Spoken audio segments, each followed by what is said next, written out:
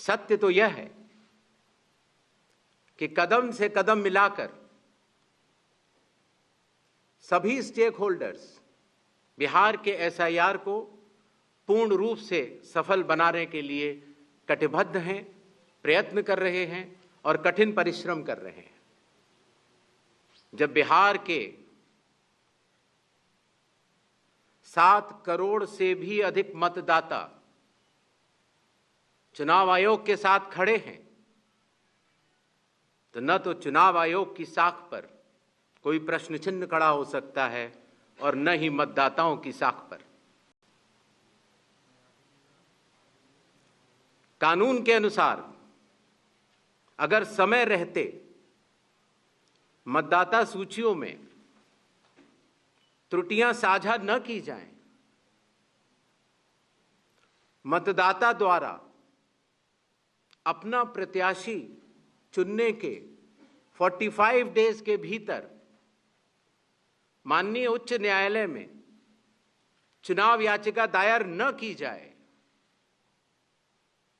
और फिर वोट चोरी जैसे गलत शब्दों का इस्तेमाल करके जनता को गुमराह करने का असफल प्रयास किया जाए, तो यह भारत के संविधान का अपमान नहीं तो और क्या है।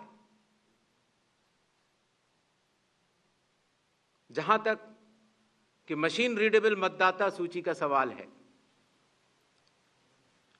माननीय सुप्रीम कोर्ट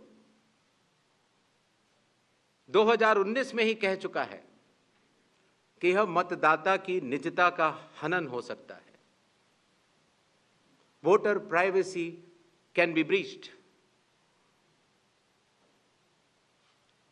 हमने कुछ दिन पहले देखा कि कई मतदाताओं की फोटो उनकी अनुमति के बिना मीडिया के समक्ष रखी गई, उनके ऊपर आरोप लगाए गए, उनका इस्तेमाल किया गया। क्या अपनी माताओं, बहुओं, बेटियों सहित किसी भी मतदाता की सीसीटीवी वीडियो चुनाव आयोग को साझा करनी चाहिए क्या?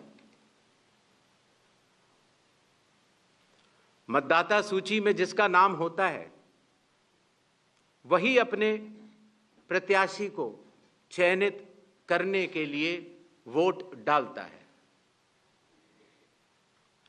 लोकसभा के चुनाव की प्रक्रिया में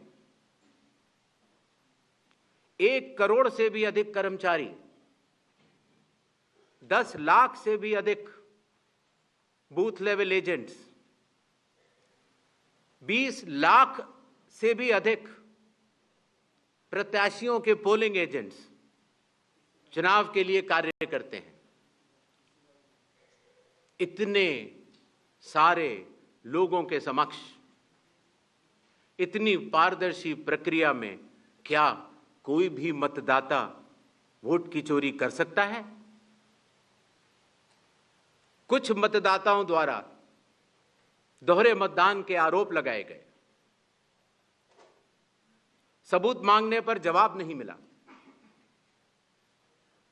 ऐसे मिथ्या आरोपों से न तो चुनाव आयोग डरता है और न ही कोई मतदाता। जब चुनाव आयोग के कंधे पर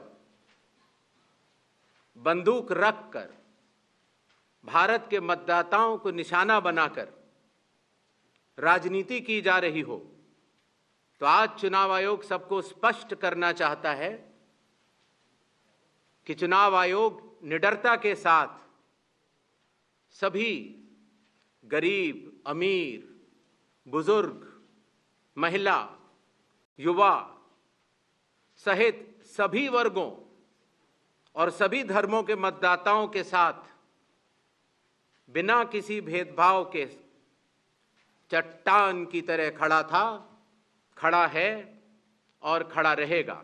जय हिंद, जय Bharat.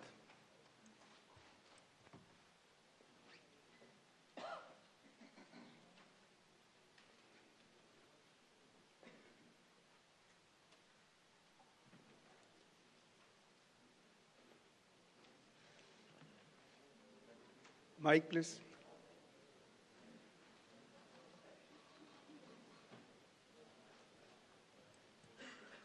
Sir, good evening. I am Prashant from Asianet News. Sir, here.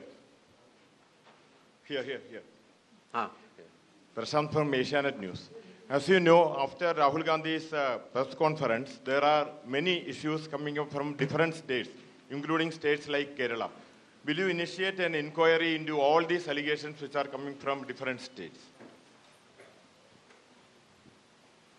Next, 5 questions. 22.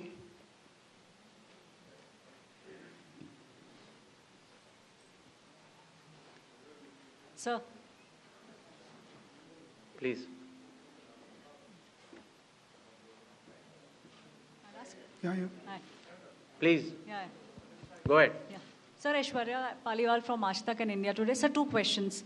First, sir, a lot of political parties have asked certain questions, but do you think all those questions are actually pointing towards the need for SIR? Sir, second question is what arrangements you've made for the vulnerable groups? Because a lot of people are asking senior citizens, migrants, marginalized. So if you can focus on that, sir. Okay. 163. Sir, Shriparna from the Hindu newspaper. Sir, during door-to-door survey and enumeration, how many Nepali, Bangladeshi and Myanmarese nationals were found by BLOs? Does the Election Commission have any figures? 80. I'm coming, sir. We have enough time, sir. 80. Ganesh Kumar ji, how are you?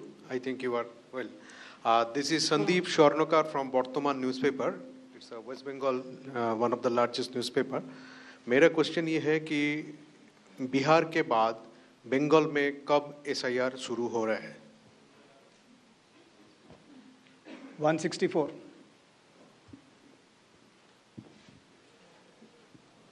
Sir Neeraj हूँ news 18 India से, network 18 से। हमारा सवाल है कि special summary revision सालाना तौर पे होता है हर साल, तो SIR की ज़रूरत आपको कौन सा मतदाता सूची दोनों प्रक्रिया से अलग मिलेगा? हम ये जानना चाह रहे हैं। और एक सप्लीमेंट्री सवाल है इसी के साथ कि आपने कहा कि कुछ पॉलिटिकल पार्टीज के नेता भ्रम फैलाने की कोशिश कर रहे हैं। उनका ये भी कहना है, राहुल गांधी की मैं बात कर रहा हूँ, थोड़ी देर पहले उन्होंने कहा है क्यों उन्हीं से शपथ पत्र सिर्फ मांगा जा रहा है, दूसरे लोग, दूसरी पार्टी के लोग जो सवाल कर रहे हैं उनसे क्यों नहीं? तो इन 5 सवालों को पहले ले लेते हैं।